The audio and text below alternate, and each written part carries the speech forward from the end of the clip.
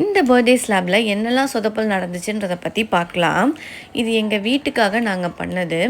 என் sister வந்து, "நீ எல்லாருக்கும் பண்ணி கொடுத்துட்ருக்க, இன்றைக்கி நம்ம வீட்டுக்கு நானே பண்ணித்தரேன்" அப்படின்னு சொல்லிட்டு எல்லாமே பண்ண ஸ்டார்ட் பண்ணிட்டா. கொஞ்சம் பொறுமையாக ஃப்ரிட்ஜில் செட் பண்ணியிருந்தா கனாஷ் நல்லா செட்டாக இருக்கும். பட் அவள் ரொம்ப ஃபாஸ்ட்டாக எல்லாத்தையுமே எடுத்து டிசில் பண்ண ஸ்டார்ட் பண்ணதுனால எல்லாமே மெல்ட்டிங் கன்சிஸ்டன்சிலே தான் இருந்துச்சு. பட் பரவாயில்ல, நம்ம வீட்டுக்கு தானே பண்ண போகிறோம், ஸோ எப்படி இருந்தாலும் பிரச்சனை இல்லை அப்படின்னு சொல்லிவிட்டு நானுமே அவள் என்னெல்லாம் பண்ணுறா அப்படின்னு பார்த்துட்டு இருந்தேன். ஃப்ரிட்ஜில் வச்சுருந்த சாக்லேட் எல்லாத்தையும் எடுத்துகிட்டு வந்து அசம்பிள் பண்ணிவிட்டு அதுக்கப்புறம் நட்ஸ் எல்லாம் ஸ்ப்ரிங்கிள் பண்ணி சூப்பராகவே ரெடி பண்ணியிருந்தா. நல்லா இருக்கான்னு கமெண்ட் கேட்டுகிட்டே பண்ணிகிட்டே இருந்தா. ஹார்ட் ஷேப் சாக்லேட் அசம்பிள் பண்ணோன்னா ஓரளவு ஓகேவாக இருந்துச்சு.